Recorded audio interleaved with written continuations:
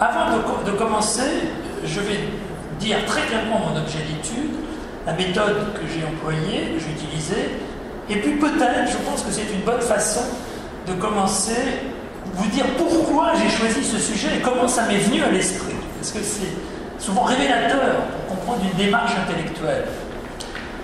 Eh bien, donc l'objet d'étude est extrêmement clair, simple, c'est les fêtes, ce sont les fêtes qui ont lieu en France entre 1770, en gros, cette date n'a pas un intérêt particulier, mais je veux bien dater, et la Révolution, surtout pas la Révolution, parce que je mets ça à part, il y a eu des fêtes pendant la Révolution, comme vous le savez, mais ça n'a rien à voir et je ne veux pas du tout déborder sur la Révolution, je pourrais aussi expliquer pourquoi si ça vous intéresse. Donc, quel type de fête? Alors, 70-89, donc c'est à cheval sur le règne de Louis XV, fin du règne de Louis XV et du règne de Louis XVI, hein, c'est tout à fait ça. Alors, quelle fête? Une idée générale qu'il faut bien avoir à l'esprit, c'est qu'elles sont multiples. On vit alors ça, pas seulement au XVIIIe siècle, mais tout l'Ancien Régime vit dans des fêtes continuelles. Je lisais récemment un livre qui était sur la police au XVIIIe siècle et qui confirmait mon propos, à savoir que dans les années 80 exactement, il y a le marché Saint-Antoine dans Paris qui est installé. Donc il y a le guet qui arrive pour encadrer la mise au point de l'inauguration de ce marché qui est un marché couvert, immédiatement faite, absolument avec musique, symphonie, fifre et fêtes populaires, donc encadrées bien sûr par le pouvoir. Alors donc des fêtes privées aussi, sur lesquelles j'ai beaucoup assisté, des fêtes populaires dans Paris, évidemment diverses, et bien sûr, puisque nous sommes à Versailles, des fêtes royales, qui elles sont tout à fait distinctes parce que soumises à l'étiquette, évidemment, dont je vais vous parler. Alors il est temps, je crois, que je vous confie les raisons qui m'ont conduit à choisir ce sujet. En fait, il y a trois raisons. Il y a deux anecdotes qui sont pour moi extrêmement symboliques et je m'y référerai encore aujourd'hui, vous allez voir, ça me semble absolument extraordinaire comme ce qu'on peut en tirer. Et puis une troisième raison plus philosophique que je vous donnerai après. Alors, je vous livre cette première anecdote qui est donc un fait réel, rapporté par Madame de Genlis, justement, pour faire le pont avec ma dernière conférence ici, qui se passe au château de Genlis, c'est dans le nord de la France, il y en a eu plusieurs près de Chauny, je crois. Et il s'agit de faire une fête pour accueillir le beau-frère, le marquis de Genlis, qui est le beau-frère de la célèbre Madame de Genlis, dans son château. Alors on fait venir un peintre, qui est un modeste peintre, qui doit, à la va-vite, décorer un petit théâtre. Vous savez que les gens à l'époque étaient complètement passionnés par le théâtre, qui est théâtre privé, pullulait dans la France entière. Et donc ce peintre est un peu naïf, pas très modeste, il se prend pour Raphaël ou pour le Gréco, enfin vous voyez, alors qu'il peint, il est tout à fait médiocre. Et on décide, enfin la famille Genlis, et Madame de Genlis la première, décide de faire un canular dans des proportions absolument extraordinaires. Une mystification dont ce pauvre peintre va être victime. Alors avant de commenter l'incident, je vous le donne. L'incident est le suivant. Alors, d'abord, ce qu'il faut comprendre, c'est que tous les gens du château sont mis à contribution. C'est ça qui est intéressant. Ce n'est pas seulement les propriétaires, mais l'intendant, le jardinier, les domestiques sont mis au parfum, comme on dirait vulgairement de nos jours, pour qu'ils contribuent à la supercherie. Le peintre arrive, alors il s'agit, il faut comprendre le programme, donc il s'agit, parce que ces gens sont aussi extrêmement littéraire, de s'appuyer sur le Don Quichotte de Cervantes, qui est très à la mode à l'époque, pour faire une espèce de montage dans lequel va participer ce peintre dont je viens de parler, malgré lui, et donc de reconstituer une scène dans l'esprit du Don Quichotte de Cervantes. La scène programmée est la suivante. On vole les habits du peintre. avec la complicité, encore une fois, du jardinier. On lui dit que c'est donc... ensuite, on lui dit qu'on a retrouvé le voleur et qu'il va avoir un tribunal et qu'il va être condamné. Une véritable mascarade, des déguisements. Le propriétaire du château se déguise en juge. Il y a une véritable scène judiciaire qui est organisée. On fait venir le peintre. On lui dit qu'on a retrouvé son voleur, qu'il est la victime, et on lui dit qu'on va condamner à mort. Le fameux voleur qui n'existe pas. Pas de voleur, tout ça est une supercherie. Le peintre est effrayé, il dit mais c'est bien, il faut le condamner à mort, c'était très bien, c'est parfait. Je relisais la scène, elle est encore plus extraordinaire car elle dure plusieurs jours. Et le peintre va rester dans la maison. Enfin, je ne veux pas trop développer parce que je l'ai mort sur ma conférence, vous voyez. Mais donc, il faut interpréter ensuite la scène. Donc finalement, si on réfléchit à la scène, c'est une scène qui s'appuie sur la littérature, les gens sont extrêmement cultivés, donc Quichotte, il y a un barbier qui figure le fameux un barbier qui est représenté, vous le savez peut-être dans le Don Quichotte.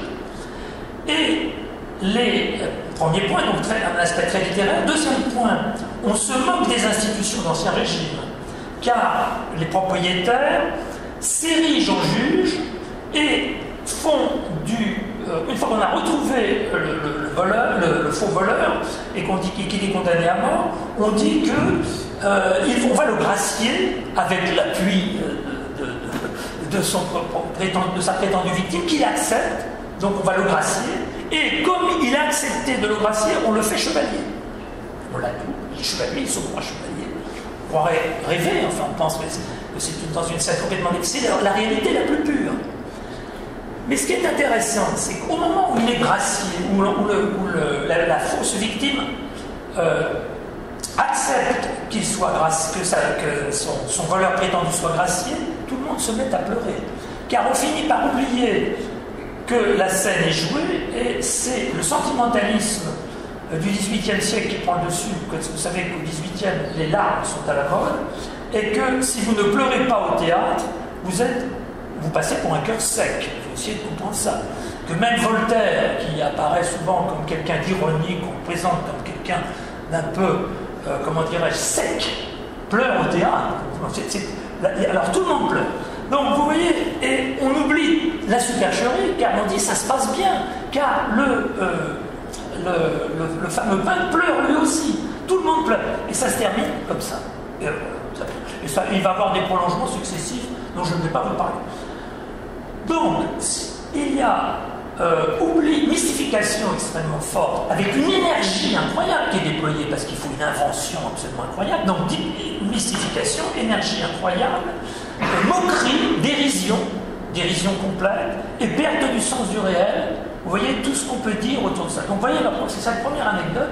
Je me suis demandé si on ne pouvait pas élargir la question et réfléchir à d'autres faits et voir un peu plus loin ce que ça signifie. Alors, un deuxième exemple, je vais être beaucoup plus bref, et qui est celui-là très amusant, et qui montre l'extrême snobisme, on peut dire, de cette société parisienne de la fin du XVIIIe siècle. Ça se passe en plein Paris, quai Malaquais, une dame extrêmement riche, extrêmement cultivée, un grand amateur d'art, qui s'appelle la duchesse de Mazarin, décide de faire une fête chez elle, mais de dépasser toutes ses rivales en faisant quelque chose de vraiment spectaculaire. Alors tout le monde connaît les pastorales de boucher et la mode des bergeries. Alors on fait bien des vrais moutons dans l'appartement. On fait bien des moutons dans l'appartement, on les cache derrière des transparents, et une fois que les convives sont invités pour danser, eh bien se passe une catastrophe. Les moutons, je ne sais plus par quel endroit, franchissent les barrières qui devaient les séparer de la salle de danse. C'est un chaos épouvantable. Ils foncent dans les verres, ils cassent tous les verres. L'appartement est absolument dans un état absolument catastrophique. Et après, les écoutiers se moquent de cette duchesse de Mazarin qui dit elle a un bon teint, un joli teint, cette femme, mais son teint ressemble à la viande de boucherie. C'est comme ça. Vous voyez où on en est. Bon. Alors, donc, bon, il y a un problème quand même dans cette société.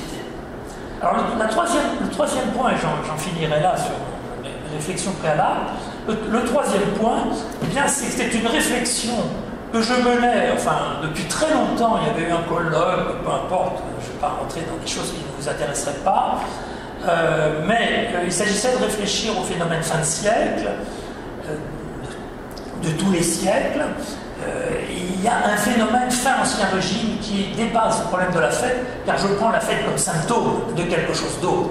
Et je prends la fête comme symptôme d'une inquiétude qu'on essaie de dissimuler, d'une sorte de manque de repères qui commence à surgir et sur lequel je pourrais revenir plus tard si vous voulez, et dont les gens se réfugient dans une espèce de réjouissance spectaculaire. Alors, ça ne contredit absolument pas l'idée que nous sommes dans un moment qui annonce la révolution, si vous voulez. C'est un moment extraordinaire de réforme, on cherche une réforme. Mais ce qui est intéressant, c'est la coexistence. Là, je pourrais faire une autre conférence là-dessus, si vous voulez. C'est la coexistence de cette frivolité extrême et de cette mystification sur laquelle je vais revenir, et du plus grand sérieux dans les réformes de tout ordre, au moment où le pays traverse une crise majeure de son histoire, notamment dans le domaine financier et social. Donc voilà. Alors, j'avais dit tout à l'heure, je ne l'ai pas fait, quelle serait ma méthode. Là, je ne vais pas trop vous embêter avec des aspects universitaires. En fait, ma démarche, j'aime bien les problématiques quand même et les méthodes. Il ne faut pas se lancer comme ça dans le passé sans s'y rattacher. Ça relève de l'histoire des représentations et de l'histoire culturelle et aussi surtout des pratiques culturelles. Bien sûr, je pourrais développer ce point qui est ce type d'historiographie vient de la fameuse histoire des mentalités qu'on a essayé de dépasser par l'histoire des représentations, mais bien sûr, il faudrait creuser ça. Voilà. Alors, je vais vous parler donc de trois types de fêtes d'abord, et ensuite des folies. Alors, quel est le lien entre les deux? Eh bien, il est facile. Vous connaissez tous ces folies, ce qu'on appelle les folies. Ce sont des résidences secondaires que des financiers ou des gens de la noblesse vont se faire construire dans les environs des grandes villes, essentiellement à Paris, mais aussi dans quelques villes de province, et qui sont surtout, vous pourriez déjà me faire une objection justifiée, car c'est surtout pendant la Régence que ces fêtes, ces folies vont commencer à être établies, mais elles se multiplient dans la deuxième moitié du XVIIIe siècle, et en particulier à la fin du XVIIIe. Alors, quel est le rapport entre les fêtes et les folies? Eh bien, c'est que ces aristocrates, ces financiers, ces gens, ces élites aussi parfois, on peut dire, eh bien, ne se contentent plus de leur hôtel particulier, parisien, mais veulent des espaces ou des lieux plus festifs et, je dirais, plus dissimulés, qui sont ces folies, puisque ce sont des petits bijoux architecturaux, comme vous le savez sans doute, c'est très connu. Ils font appel aux meilleurs peintres, aux meilleurs ornemanistes, mais ça se situe à l'extérieur des villes. Dans la périphérie, il y en a aussi quelques-unes dans les villes. Le paradoxe est le suivant, et j'en aurais terminé sur l'articulation des fêtes et des folies. Folie, pourquoi le mot folie? On peut avoir plusieurs raisons, c'est parce qu'il n'y a plus aucune limite dans les dépenses. C'est une espèce de caprice qui fait que les gens qui commandent ces folies à des architectes sont sans limite financière. C'est pour ça qu'on parle de folie. Alors le paradoxe est le suivant, c'est que, comme je vous le disais, il s'agit d'être un peu à l'écart pour faire des fêtes qu'on ne veut pas trop montrer au grand public ou aux écotiers, à la limite, quand elles tournent mal ou qu'elles sont un peu grivoises, plus que grivoises, mais en même temps, paradoxe parce qu'il faut que ça se montre. Vous voyez, il faut que on pourrait théoriser ça, c'est un privé-public. Il faut que l'espace privé et intime dans lequel on se dissimule un peu soit aussi visible pour montrer qu'on a une façade sociale et qu'on est un seigneur dispendieux. Vous voyez, je dis paradoxe, c'est presque la contradiction qui est intéressante. Bon, alors, donc 3 types de fêtes, je vais commencer par là, très différentes. Les premières fêtes, ce sont des fêtes populaires qui ont lieu dans des vauxhalls. Je vais développer ce point, le mot vient d'Angleterre, et ça c'est très particulier, ça n'appartient en propre qu'à la deuxième moitié du XVIIIe. C'est pour ça que c'est très bien pour mon sujet, vous n'en trouverez pas avant. La deuxième type de fête, eh bien, ce sont les fêtes privées, qui se développent de manière, comme je vous l'ai montré déjà, de manière extraordinaire à la fin de l'Ancien Régime. Et je terminerai, puisque nous sommes à Versailles, par les fêtes royales, qui donc ont un rôle extrêmement important à Versailles et aussi dans la ville, puisque généralement elles sont accompagnées d'une fête populaire, qui parfois tourne mal. Je vous le montrerai. Alors les vauxhalls. Alors ça c'est tout à fait intéressant. On commence à s'y intéresser seulement maintenant. Qu'est-ce que c'est qu'un vauxhall? En fait, c'est un espace de loisirs, un peu comme on aurait de nos jours Disneyland ou vous savez, ces parcs de loisirs qui sont aux environs de Paris. Alors il n'y a pas les mêmes moyens, mais enfin c'est en plein Paris là cette fois-ci. Il y en a plusieurs qui sont créés les uns après les autres et qui chaque fois attirent beaucoup de public, mais très vite les gens se lassent, on en refait un tout de suite après. Alors, c'est par exemple, voilà quelques vauxhalls, le vauxhall de Toré. Toré est un artificier. Deuxième vauxhall, le vauxhall des frères Ruggieri. Alors tout le monde connaît peut-être ce nom parce qu'il existe toujours, c'est des grands artificiers. Il n'y a pas de vauxhall sans feu d'artifice. Et puis, le Colisée, la Redoute chinoise aussi, les chinoiseries de l'époque, vous devinez, et le Colisée, c'est celui-là sur lequel je vais surtout insister, parce que c'est peut-être le plus spectaculaire, et je vais essayer de montrer ce qu'il signifie. Donc le Colisée, comme son nom l'indique, c'est donc un espace et aussi un monument qui rappelle le Colisée romain de Vespasien, hein, bien sûr, et qui est situé entre les rues du Colisée, de Pontieux actuel et l'avenue Matignon, tout près des Champs-Élysées, vous voyez. Et il atteste, le point essentiel, c'est qu'il atteste la volonté de créer un lieu monumental, un monument vraiment gigantesque, car à cette époque, le gigantisme est complètement à la mode. Vous savez, vous connaissez les projets utopiques d'ailleurs, on pourrait rattacher ça. Là, c'est un projet réel, mais il y a des projets utopiques. Vous connaissez tous les projets de Ledoux, de Boulay, Arc-et-Senans, enfin, qui souvent n'ont pas abouti. C'est pour ça que vous appelle les utopies. On est pris d'une espèce à l'époque de fièvre, de gigantisme et de spectaculaire. Alors là, on organise des jeux, à l'époque, avec jeux de loi, des jeux d'animaux, souvent très cruels d'ailleurs. Il s'agit de couper le coup de loi d'un seul coup de couteau ou d'un mat de cocagne, des choses comme ça. Et c'est un moment de frénésie commerciale, on pourrait dire de spéculation. Évidemment, et généralement, beaucoup de gens, de spéculateurs font faillite avec ces fameux vauxhalls.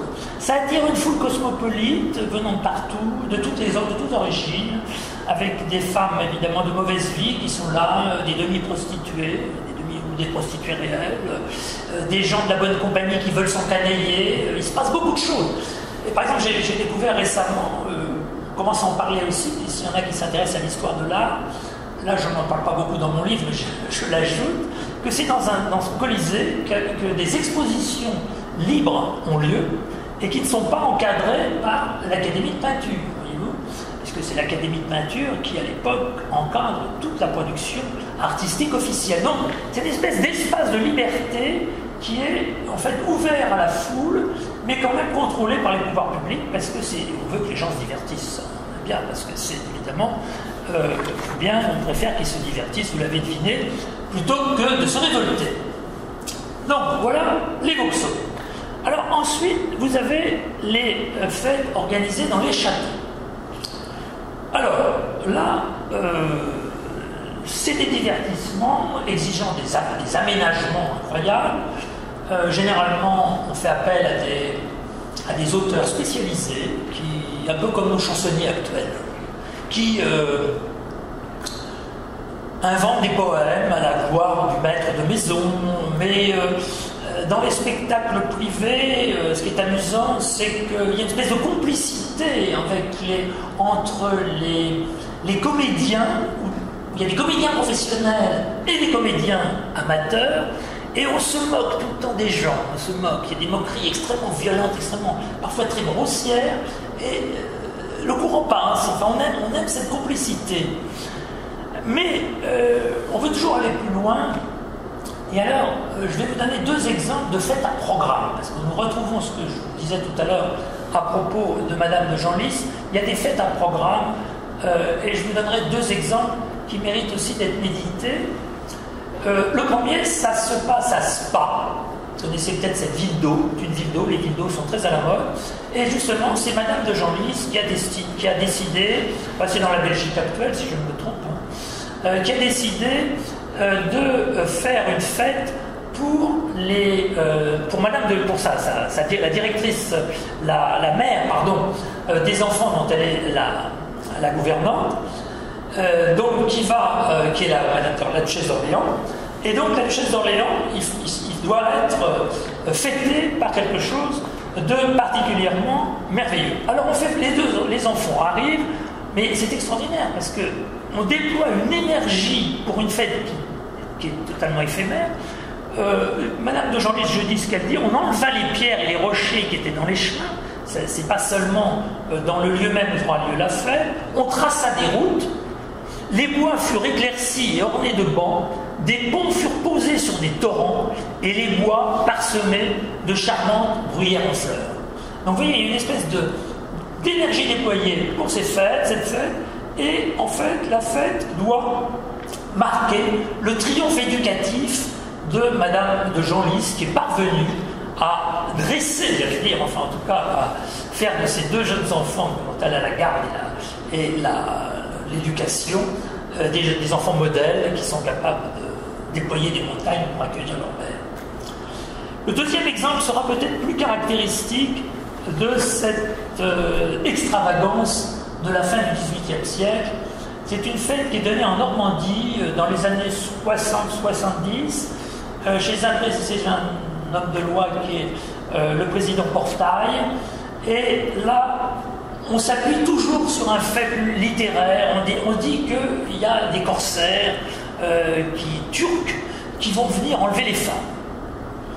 Alors, on y croit plus ou moins. Là, c'est évidemment douteux. Alors, on enferme les femmes de ce milieu du président Portail dans ce qu'on appelle le couvent. Vous imaginez, et on les déguise en vestales. Les vestales, c'était des prêtresses qui devaient garder le feu, et qui devaient être vierges, et qui devaient garder le feu à Rome. Vous devinez que nous sommes assez loin de la virginité. Bon. Là encore, tous les gens du château se déguisent en turc, il y a une centaine d'intervenants, et on enlève les femmes. Dans le couvent, on force le couvent, on enlève les femmes. Et le marquis de Caraman, qui est le neveu du président Portail, si je ne me trompe, eh bien, participe à la scène, et Madame de Genlis dit oh ben non, je suis resté sur ma réserve, je ne me suis pas laissé entraîner, je ne veux pas médire de ce qui est arrivé, mais on devine ce qui est arrivé, hein, ça se passe très mal. Hein. Je vous laisse deviner la suite. Bon. Donc vous voyez, voilà ce qui se passe. Et j'en arrive donc à mon troisième type de fête, qui est les fêtes à Versailles, les fêtes royales. Là, bien sûr, l'étiquette demeure et il y a même, il faut le dire, parce que nous sommes à Versailles, une nostalgie de la plus grande fête, sans doute, qui fut jamais donnée à Versailles. Je ne parle pas de l'étiquette, parce que tout le monde le devine, il y a une étiquette, évidemment. Mais quelle est la plus grande fête qui a jamais été donnée à Versailles? Ce n'est pas la fin du XVIIIe, c'est le XVIIe sous Louis XIV. Mais ça, c'est extrêmement connu, tout le monde le sait. Exactement, bravo. Les plaisirs de l'île enchantée, j'aime bien qu'il y ait du c'est parfait, c'est bon. Ce sont les plaisirs de l'île enchantée qui se déroulent en mai, si mes souvenirs sont exacts, et si mon mémoire ne fléchit pas, en mai 1664. Ça dure une semaine, et donc c'est absolument prodigieux. Louis XIV, je ne vais pas trop développer puisque je suis au XVIIIe, mais je vous dirai après pourquoi il faut parler du XVIIIe à propos de ça. Donc Louis XIV va être déguisé en Roland, c'est une fête tirée de l'Arioste, Roland Furieux, tout le monde sait. Donc c'est très connu, donc je passe très vite. Je passe très vite parce que c'est très connu, avec les effets spectaculaires sur le Grand Canal sont absolument prodigieux, tout le monde connaît ça. Ce qui est intéressant à noter, c'est que ça se situe à une époque où tout n'est pas fini dans les travaux de Versailles. C'est un peu une annonce, si vous voulez, de ce qui va venir. Alors, maintenant j'en ai au XVIIIe par rapport aux fêtes de l'île enchantée. Ce qui est intéressant à noter, c'est que sous Louis XV et Louis XVI, il y a une espèce de nostalgie de cette grande fête, vous voyez, qui demeure. Et on veut absolument garder cet esprit festif, tout en étant inscrit dans une tradition. Les fêtes ne tarissent pas jusqu'à la Révolution, et je vais passer vite là-dessus parce que c'est très connu. À Versailles, il s'agit de construire au plus vite pour le futur mariage de Louis XVI et de Marie-Antoinette, qui aura lieu en 1976, un opéra que vous pouvez visiter. Ah, c'est pas ça. Pardon ? 70, oui. Bravo, je suis ravi, il y a des amateurs éclairés qui me rappellent alors pour les dates, et je vois que ma femme aussi fronce le sourcil, donc c'est formidable. Et là, je suis dans un état de ravissement et de plaisir, parce que là, je m'adresse à des connaisseurs. Ma langue avait fourché, 70, vous avez raison.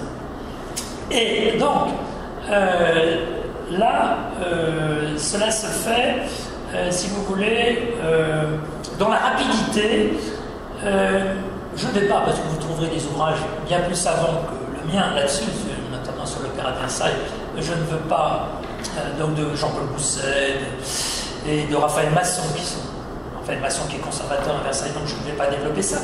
Mais simplement le lien entre ces fêtes qui vont se donner à l'opéra et ce qui précède, c'est la quête des effets spectaculaires.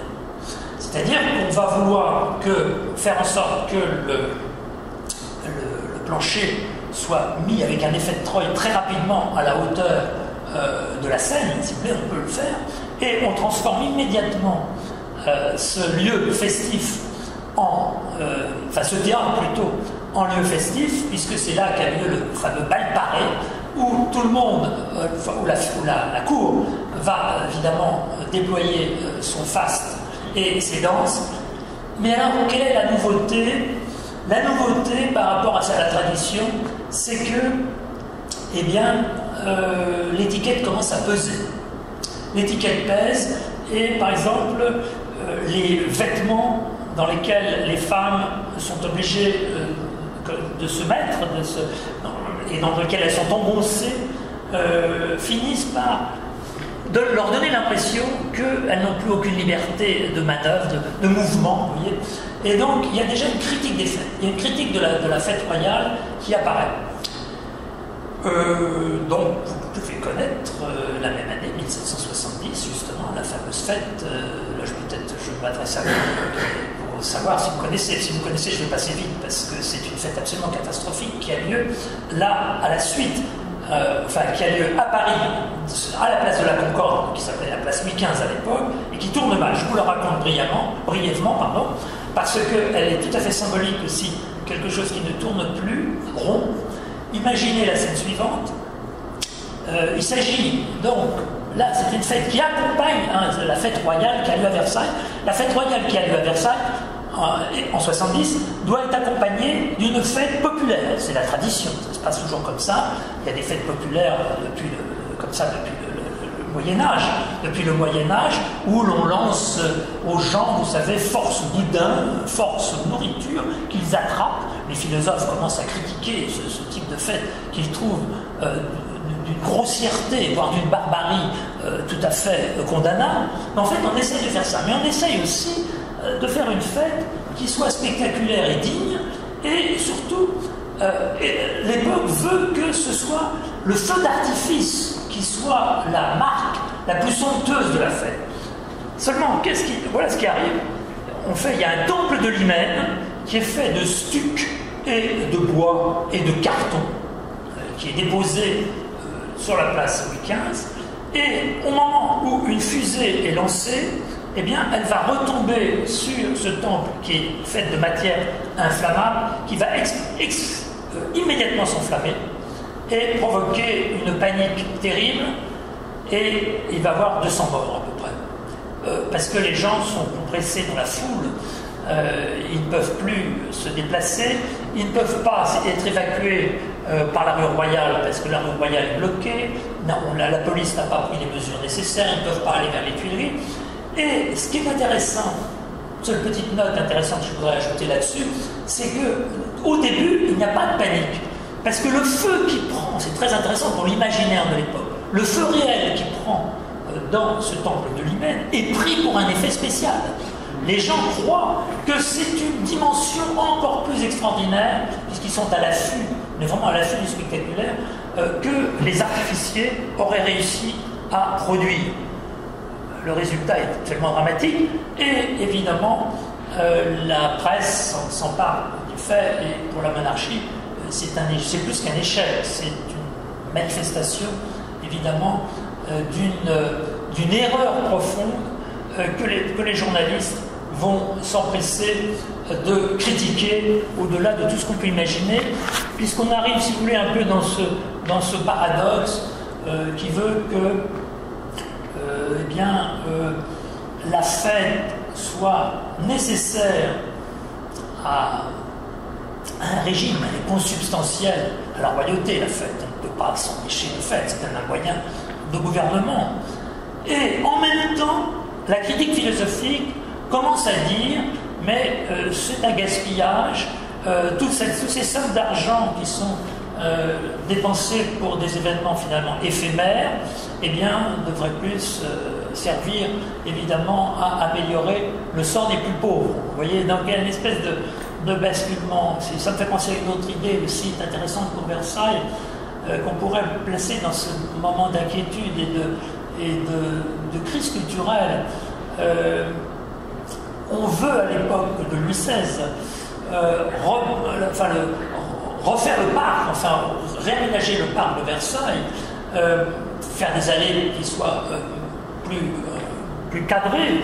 Et donc il y a une réflexion qui commence à être une réflexion patrimoniale, si vous voulez, en même temps, puisqu'il s'agit de restaurer pour préserver, mais en même temps d'autres disent mais alors si on restaure, on va supprimer ce qui était notre patrimoine. Vous voyez ce que je veux dire?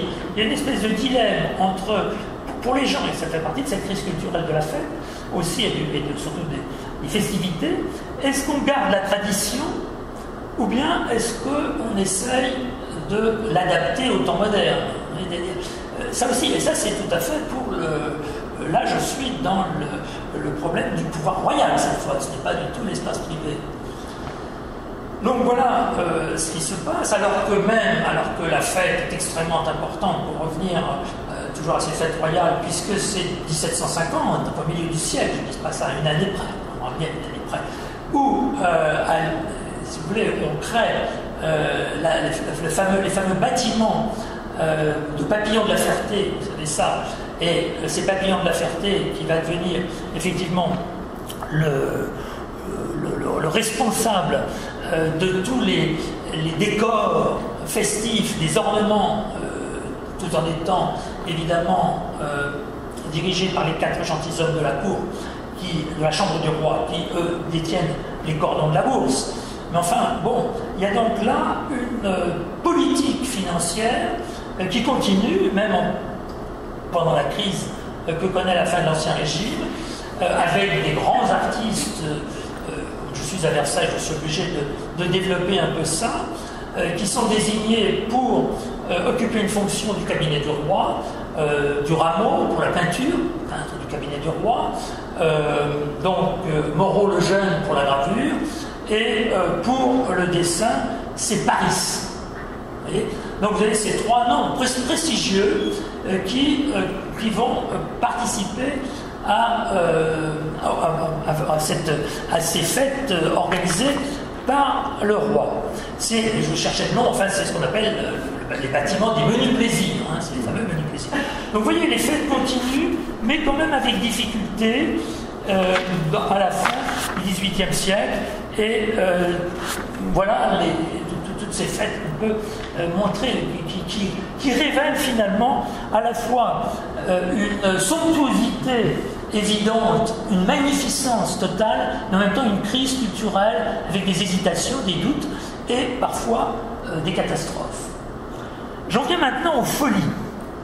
Alors, les folies donc, se développent de manière spectaculaire dans la deuxième moitié du XVIIIe siècle.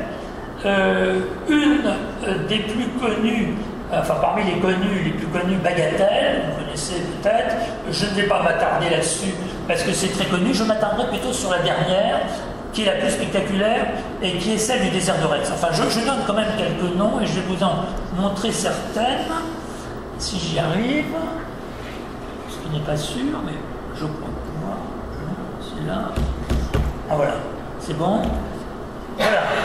Alors là, vous avez Carmentel, qui est un des personnages clés dans l'ordre de l'invention technique pour différents jeux, pour ce qu'on appelait le cinéma au XVIIIe siècle, hein, avec un défilé d'images qu'il est capable d'inventer pour justement l'espace privé, et pour les nobles, et il est en train là, donc, de remettre les clés du parc Monceau que vous connaissez au duc de Chartres vers 78.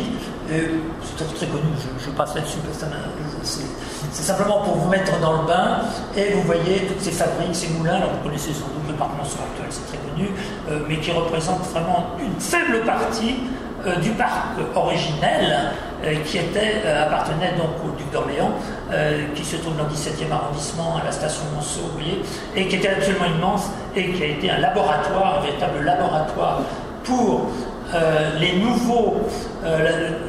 nouvelles fabriques, hein. Vous voyez, il y a des temples, il y a des moulins, ce qu'on appelle des fabriques, hein, ces objets décoratifs, des fausses fruits. Bon, tout ça est connu, je passe vite. Mais je voudrais m'intéresser plutôt. Alors, Bagatelle, c'est la folie. Pourquoi ça s'appelle Bagatelle? Vous vous souvenez peut-être, c'est très connu aussi. Hein, c'est parce que c'est le comte d'Artois, donc, qui était passé, qui avait vu Marie-Antoinette et qui devait se rendre à Fontainebleau, et il lui a dit je vais vous construire en 60 jours. En quelque je ne dis pas le nombre de jours, ça sera en 60 jours, tout allure, ce pavillon qui est au bois, et ça va être absolument extraordinaire. C'est une bagatelle.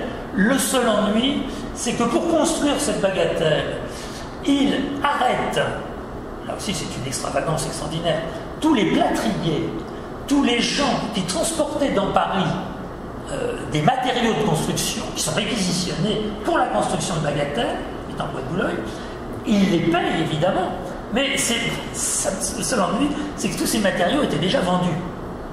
Vous voyez le problème. Alors évidemment, c'est un peu ennuyeux. Il y a des choses comme ça qui se passent dans cette deuxième moitié du XVIIIe. Je passe, donc, ça m'intéresse plus, c'est peut-être un petit peu moins connu, en tout cas c'est connu, mais on peut gloser là-dessus, c'est donc le désert de Retz. Alors, c'est intéressant parce que c'est la dernière folie avant la Révolution qui est créée, c'est près de Maison Lafitte, vous savez, peut-être.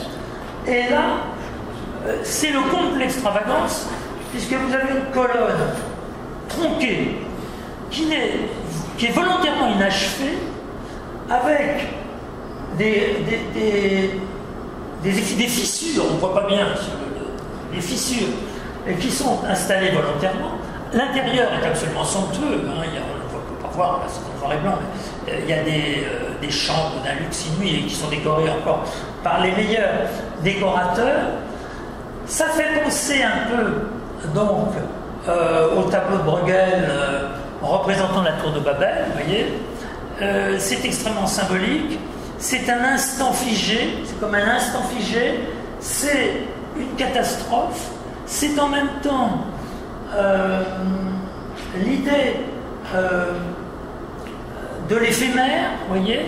Enfin, vous voyez tout ce qu'on peut dire autour d'un tel monument. On pourrait dire aussi plein de choses là-dessus. On pourrait dire aussi que c'est dans l'histoire, ça ne se rattache à aucune tradition.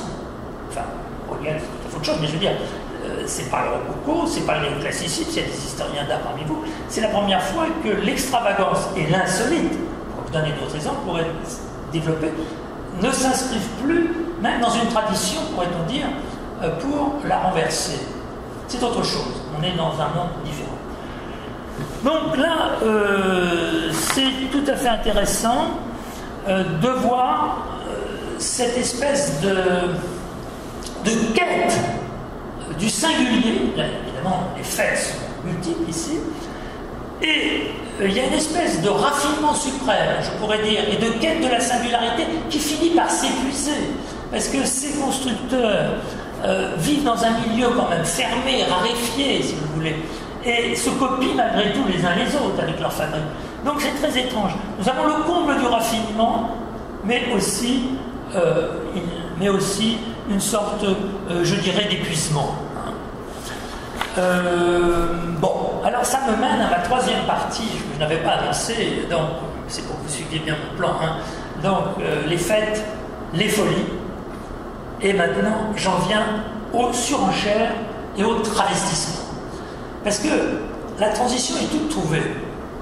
Lorsque vous arrivez à des limites, comme celles que vous avez sous les yeux, quand les fêtes sont les plus somptueuses possibles, que faire pour aller plus loin? Alors ça, c'est beaucoup moins étudié. C'est beaucoup moins étudié, et par les littéraires, pas étudié par les littéraires, et par les historiens purs. Je suis plutôt un littéraire, les deux, parce que les deux doivent se rejoindre. Et je vais vous donner des exemples frappants de ce que je veux dire. Tout le monde connaît le mot persiflage au XVIIIe siècle. Le persiflage est interdit dans les traités de bonne manière, dans les traités, ce qu'on appelle les traités de civilité. Persifler, ça signifie prendre un bouc émissaire dans les fêtes continuelles. Prenez un bouc émissaire, une personne qui ne sait pas très bien ou qui ne connaît pas les usages, puis vous vous moquez de lui avec le concours d'autres personnes qui connaissent eux les usages. C'est ça le persiflage. Donc on se moque de lui sans qu'il s'en rende compte. Ça me fait penser à un film qui s'appelle Le Dîner de con. Voilà, vous voyez, on a la même. Je n'y avais pas pensé. C'est en parlant que j'y pense, vous voyez. Il y a des points communs, hein. Il y a parfois des points communs entre le 18e, on pourrait y revenir dans la conclusion. Donc, voilà ce qui se passe. Bon, le persiflage ne suffit pas. Et c'est pour ça qu'on passe à la mystification, voire à la manipulation. Et là, on arrive à des choses extraordinaires. Vous connaissez tous l'affaire du collier, puisque j'ai vu que ça va. Mais vous ne faites pas le rapprochement, j'ai tout fait, entre l'affaire du collier, je vais le faire tout de suite, et la plus grande œuvre littéraire du XVIIIe siècle, incontestablement, indépendamment de la morale, qui est Les liaisons dangereuses de Coderlo de la Clos. Eh bien, les deux, les liaisons dangereuses, c'est une fiction. Simplement, on a cherché des modèles réels, mais ça ne marche pas, puis ça n'a aucun intérêt, c'est une fiction.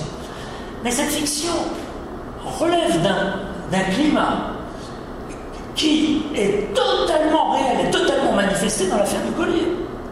Qu'est-ce que l'affaire du collier? Alors l'affaire, et puis il y a des liens entre l'affaire du collier et le mariage de Figaro. J'explique ça. Et dans le domaine notamment festif. Ce malheureux cardinal de Rohan, d'ailleurs je dis malheureux, c'était un Bourbonnais et pas très sympathique et plutôt intéressé. Bon. Quand il est manipulé par Madame de la Motte, il y a un moment où il doit rencontrer dans le jardin de Versailles, justement, une fausse Marie-Antoinette, qui est une prostituée qui s'appelle, si mes souvenirs sont exacts, Madame Leguet, Mademoiselle Leguet. Et donc, il y a toute une mise en scène, il arrive, Mademoiselle Leguet ne sait pas pourquoi on lui fait jouer ce rôle. C'est ça la grande manipulation. Elle n'est pas au courant. Elle n'est qu'un simple pion dans l'échiquier. Et tout ce qui semble invraisemblable dans l'affaire du collier, puisque c'est tellement incroyable avec cette histoire de bijoux, de bijoutiers qui sont donc achetés, enfin et ensuite on veut les récupérer près de Marie-Antoinette, enfin plus pour rien. Bon. Tout ce qui semble invraisemblable, eh bien, l'est grâce à ce climat de manipulation extrême, puisque la scène a lieu dans une espèce de pénombre dans le château de Versailles, où, vous voyez, Rohan se retrouve entre une fausse Marie-Antoinette et finit par mordre l'hameçon. Nous sommes en pleine manipulation. Quant aux liaisons dangereuses, ce n'est pas du tout, c'est pas intéressant de parler de libertinage. On parle toujours de libertinage, c'est vrai, mais on nous casse les oreilles avec le libertinage, il y a plein de livres qui paraissent là-dessus.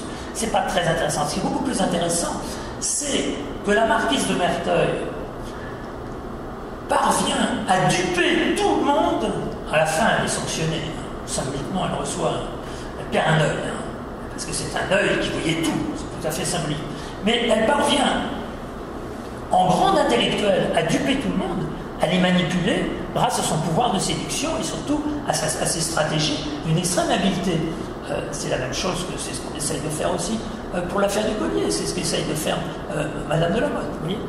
Donc il y a des points communs ici. Donc, la manipulation. Deuxième point, la folie, alors c'est intéressant, devient aussi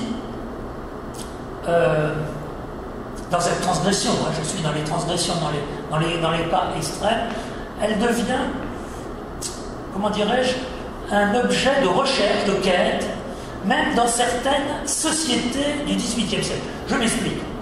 Tout le monde connaît les salons. Tout le monde connaît ce que c'est que le salon même du Défend, ou surtout le salon de Madame Geoffrin.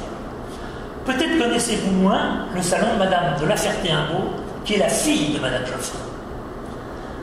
La fille de Madame Geoffrin va prendre le contre-pied de sa mère et va fonder ce qu'on peut appeler, il y en a d'autres à la fin du XVIIIe siècle, ce qu'on appelle une société badine. Une société badine, c'est une société, alors là, ce n'est pas du tout grivois, comme je l'ai expliqué, comme je l'ai vu dans certaines occasions, c'est une société où l'amusement, la gaudriole et la fête deviennent l'objet essentiel. J'ai retrouvé, il faudrait que le titre lui-même est tout à fait intéressant. On appelle Madame de La Ferté-Imbault, et je pourrais gloser là-dessus, sa très extravagante Majesté lenturélienne, fondatrice de l'ordre et autocrate de toutes les folies. Vous voyez, je prends le mot folie vraiment là dans tous les sens. C'est-à-dire que, et le dieu qui est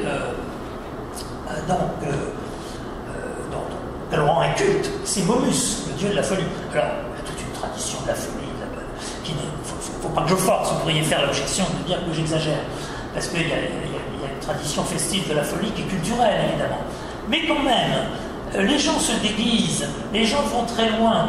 Et alors, chose extraordinaire, vous avez là des gens il y a des sociétés poreuses, ça serait un autre débat, mais je ne fais que l'ouvrir. On a parlé c'est pour ça que j'ai travaillé sur l'antiphilosophie et la philosophie, si vous voulez. Les adversaires des philosophes, ou les philosophes, il y en a certains qui se vont dans ces sociétés badines. Madame de Staël, ça c'est pas connu des non-spécialistes, Madame de Staël, eh bien, elle va aller, dans sa jeunesse, chez la marquise de La Ferté-Imbault, qui pourtant de Staël, qui est un esprit critique, complètement acquis aux Lumières, et qui va essayer de dépasser, va condamner la terreur, tout en voulant rester, si vous voulez, inscrite dans les Lumières, qui est une femme absolument extraordinaire, là, dont il faut vanter les mérites, elle va la société badine, elle est dans ces espèces de folies que l'on traite. Vous voyez, que l'on mime. Autre exemple, et qui va dans mon sens aussi de cette extravagance, c'est la littérature, c'est beaucoup moins connu, là, ce ne sont plus les liaisons dangereuses, mais c'est un personnage qu'on pourrait appeler un fou littéraire, et qui s'appelle Chassaigne. Vous pouvez lire, il est sur Internet, vous pouvez lire. Il écrit un ouvrage qui s'appelle Les cataractes de l'imagination et les vomissements, je ne sais pas, son titre fait 5 lignes. Il est complètement tapé, hein. tout de suite.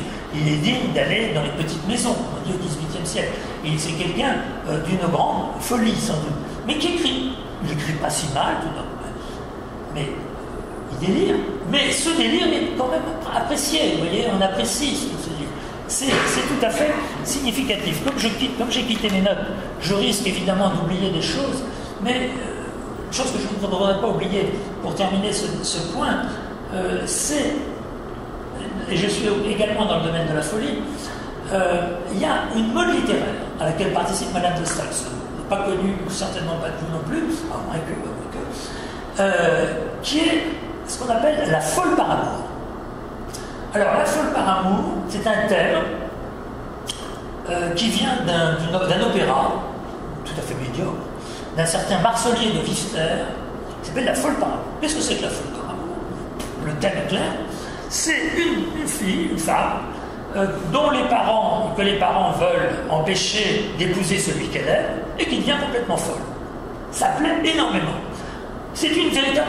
La femme qui est dans cette situation tombe dans l'hystérie. Et il y a des descriptions dans cet opéra d'hystérie, à savoir confusion mentale et surtout irrégularité des émotions avec passage d'un état à un autre, espèce de passage d'état à un autre continuel. Ça passionne les gens.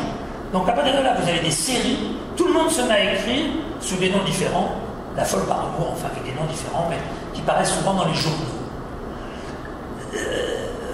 Ça fait quand même pas mal de choses qui se passent à cette fin du XVIIIe siècle, vous voyez. Et je crois qu'il est temps de conclure, parce que sinon, je vais peut-être vous ennuyer. Donc, la conclusion pourrait être très longue. Il y a énormément de choses, je pense, à tirer de tout ça.